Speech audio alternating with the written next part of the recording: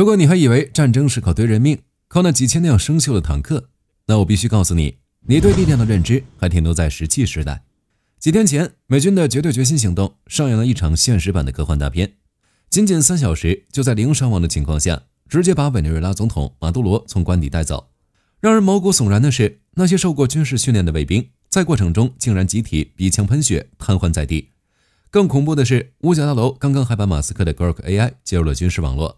可見，美國已經把戰爭變成了一場精密算計、冷酷無情的數据清除遊戲。其實在向全球宣告，美軍已正式進入上帝收割模式。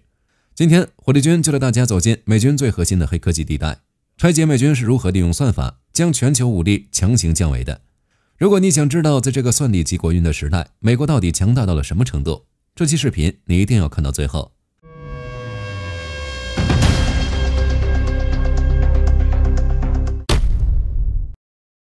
2025年1月2日，這是一個注定被載入史冊的日子。美東時間晚上10點多，特朗普總統親自下令啟動代號絕對決心行動，目標非常單純，活捉委內瑞拉總統尼古拉斯·馬杜羅。這場行動的效率高到讓全世界的軍事專家都感到窒息。從下令到美軍控制馬杜羅夫婦並押離委內瑞拉，全程用時不到3個小時。這背後代表的不是美軍跑得快，而是美軍已經擁有了完全透明化戰場的能力。白宮新聞秘書卡羅琳·萊維特在1月10日分享了一份震撼全球的證詞，這是一位馬杜羅隨身衛兵的親身經歷。他說，行動開始的那一刻，委內瑞拉耗資巨款建設的防禦網瞬間變成了廢紙，所有的雷達系統在沒有任何預警、沒有任何電子干擾跡象的情況下集體癱瘓。緊接着，天空被密密麻麻如同黑雲般的無人機群覆蓋，守軍甚至連抬頭看一眼天空的勇氣都沒有，就已經完全陷入了盲視狀態。最誇張的是，美軍執行地面任務的兵力竟然只有大約20人，這20個美國特種兵面對的是官邸內數百名武裝到牙齒的精英衛兵，結果卻是美軍0傷亡，守軍卻在精準射擊下淪為被收割的麥子。衛兵形容美軍的火力和精度讓人恐懼，感覺像是在跟外星人打仗。20人壓着幾百人打，美軍究竟動用了什麼地牌？那位幸存衛兵在接受播客主持人麥克內特採訪時，描述了一個恐怖細節。美軍士兵在推進時並沒有瘋狂掃射，而是釋放了一種神秘的能量場。據其回憶，那是一種極高頻率的聲波，被擊中後耳膜瞬間像被針扎，隨後是劇烈的頭部疼痛，仿佛大腦在微波爐裡翻滾。緊接着生理極限崩潰了，除了趴在地上抽搐、嘔吐，你什麼都做不了。甚至當時有大批守軍出现了鼻腔噴血和大口嘔血的狀況。這是美軍定向能量武器首次大規模實戰。根據華盛頓郵報援引前情報官員的說法，美軍已經將激光、微波和聲波技術整合到了戰術邊緣。這說明在如今的美軍面前，掩體已經失去了意義。只要能量波掃過，你連求饒的機會都沒有，就會在生理上被強制格式化。這種非傳統火力徹底瓦解了委內瑞拉守軍最後的反抗意志。這就是智能化戰爭的第一層境界，在肉體接觸之前，先在生理和心理上徹底摧毀你。那為什麼除了守衛，委內瑞拉花高價錢打造的系統防線也在美軍面前像紙糊的一樣呢？在宣傳片中，委内瑞拉有着南美最現代化的防空系統，用於遠程打擊的 S-300VM 防空系統，用於中程防禦的山猫舉 M2 地空導彈，以及用於支援的博超拉 2M 防空系統。這些裝備在平時的演習中威風八面，但在美軍的電子戰壓制下，他們連一條預警信息都沒能發出來。為什麼？因為美軍已經不再是跟你玩干擾對抗，美軍現在玩的是算法接管。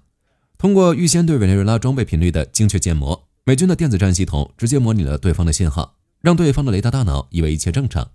實際上，美軍直升機已經停在你的草坪上了。特朗普1月8日在福克斯新聞的專訪中，神情輕鬆地透露，委内瑞拉代理總統羅格里戈斯政府現在表現的高度配合，這就是智能化戰爭帶來的震撼效應。當你意識到你的所有武器都成了廢鐵，當你意識到美軍抓你就跟抓一只雞一樣簡單，你除了高度配合，根本沒有第二條路可以走。這場行動證明了傳統重型裝備在智能算法面前是多麼的脆弱，而且美國還正在智能化戰爭的賽道上加速狂奔。就在馬杜羅被抓後的幾天，也就是1月13日，美國戰爭部長海格塞斯在德州 SpaceX 的 Starbase 發射場發表了一場讓全世界發抖的演講。他正式宣布，美軍將馬斯克的 Grok AI 正式整合進五角大樓的軍事網絡。這代表着美軍的作戰神經系統現在正式接入了地表最強的商業 AI 算法。海格塞斯說得很明白，美國要贏得與潛在對手的21世紀技術競賽，其關鍵就在於如何利用美軍過去20年來在阿富汗、伊拉克、南美累積的海量實戰數據，而 AI 的戰鬥力恰恰取決於數據。據悉 Grok 將在本月上線，上線後他將接管從後勤、情報到前線戰術的所有決策。同時，海格塞斯還特別強調，戰爭部的 AI 不會覺醒，他沒有任何政治正確的意識形態，不會猶豫該不該開火。它僅僅只是一台純粹為了贏得戰爭而設計的冷酷的算法機器，它會摒棄任何不允許打仗的模擬限制，唯一的目標就是贏，直接堵住了那些 AI 黑粉的嘴。美軍這種推動快速失敗、快速迭代的硅谷模式，代表着美軍的進化速度將從傳統的以年為單位，變成以分鐘甚至是以秒為單位。或許在未來，當對手還在層層上報、開會討論時，美軍的 AI 已經推演完了1萬種清除方案。美國之所以強大，是因為他們不僅有武器，更有一套領先全球的戰爭邏輯。我們必須意識到，戰爭的本質已經發生了鏈式突破。以前傳統作戰講因戰而新，是打了仗再總結，現在美軍卻愛講為戰而新，是還沒開打就先在計算機裡把戰爭打完了。在智能化戰場上，勝負不再取決於戰場上的排兵布陣，而是取決於備戰空間的算法優化。以前戰鬥是靠指揮員的神機妙算，現在是靠機器的智機精算。換句話說，算法就是新的制高點，算力就是新的戰力。在未來智能化戰爭中，勝負不再取決於勇氣，而是取決於算法。美軍現在的目標非常大膽，就是要把戰法變成算法，把戰術直接物化成武器性能，讓 AI 在全領域成為優先作戰力量。這種理論的超前，讓美國在實踐上已經具備了未戰先勝的底氣。這就是為什麼馬杜羅的衛兵覺得美軍像幽靈，因為在他們反應過來之前 ，AI 已經推演完了1萬種消滅他們的方案。同時，這代表着戰場不再是展示英雄主義的地方，而是展示技術創新成果的舞台。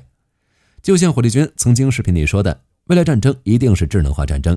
大量無人武器將主導戰場，呈現出一種詭異的安靜，將會是一場不見面的數據博弈。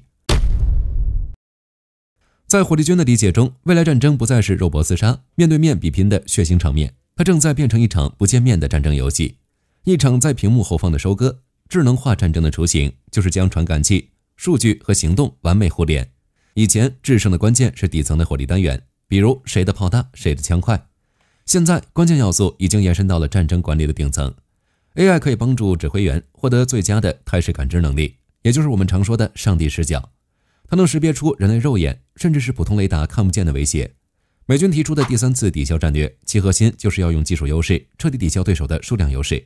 在未來美軍的系統中，感知、指控、行動、評估或許將形成一個完美的 AI 閉環。誰掌握了數據中心，誰就是戰場上的上帝，實現數據驅動作戰。而未來戰場作戰的主力軍也將變成冰冷的鋼鐵軍團，空中的蜂群、水中的魚群、陸上的狼群將具備高度的自組織協同能力。大家可以想象一下，幾千架微型無人機在1秒鐘內同時鎖定幾千個目標，這種攻擊強度是任何虛有之軀都擋不住的。當然，這也需要極其強大的分布式作戰算法。只要滿足算法優勢，將賦予無人系統更高的自主性，它將比人更準、更快，而且機器永遠不會疲憊，也不會產生道德猶豫。智能算法就是無人系統的大腦，而美軍現在正利用 Grok AI 來瘋狂訓練這個大腦。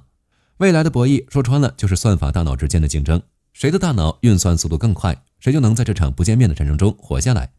那退居2線的人會被美軍用來幹什麼呢？雖然機器走向前線，但火力軍認為這本質上還是人類意志的延伸，只是美軍對人的要求已經變了，其現在非常強調打造高智多能團隊。什麼是高智多能？就是大家理解的高智商多能力团队，用於服務戰術戰略，目的是讓戰術創新不再是戰場上的靈光一現，而是成為實驗室裡的程序預制。海格塞斯推崇的 SpaceX 精神，就是要求指揮員必須具備深厚的智能技術素養，基層指戰員也要轉型成集指揮、研發、戰鬥於一身的專業大牛，建立起一種研、用、訓高度一體化的機制。研發人員要直接跟着部队去演習，感受戰場的真實需求；作戰人員要參與算法的開發，讓 AI 更懂戰鬥。這種深度的融合，讓美軍的裝備始終保持先人一步。這種底气融合帶來的打擊力是毀滅性的。總結一下我們今天聊到的這些震撼細節：馬杜羅被捕，向我們展示了美軍定向能量武器與電子壓制的無敵實力；Grok AI 入伍，向我們展示了美軍在算法戰場上的絕對統治力。這一切都在證明一個不可辯駁的結論：未來的戰爭一定是高科技、高算力、高智能的競爭。美軍不只是在喊口號，他們已經先行一步，完成了大規模的實戰驗證。那種靠人海戰術、靠傳統雷達、靠陳舊作戰理論的軍隊，在美軍面前就是待宰的羔羊。數據、算法、無人化，這就是未來100年權力的核心密碼。美國已經在新的賽道上以超音速全速前行，而全世界的其他國家恐怕還在試圖理解什麼叫聲波武器的疼痛。這場智能化革命正在將世界劃分為2類國家，一類是掌握算法的上帝，另一類是被算法收割的數據。大家認為人類未來的和平能否建立在這些冰冷的算法之上？歡迎在評論區留下你的看法。我是火力軍，我們下期再見。好的，各位觀眾朋友們，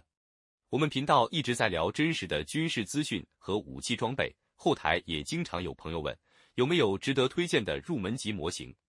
今天就和大家分享一款近期接觸到的產品。首先，它的外形還原度做得相當不錯，比例準確，武器上的一些關鍵細節和標識也都有體現。材質也說得過去，拿在手上有不錯的分量感。其次，它具備一定的可动性，对於理解基礎操作原理有一定幫助，讓它不僅是個靜態擺件。綜合它的做工和可玩性來看，價格確實比較親民。對於想入門模型收藏，或者單純想在桌上貼一個擺件的朋友來說，是一個性價比很高的選擇。商品鏈接已經給你們上了，感興趣的朋友可以自行了解。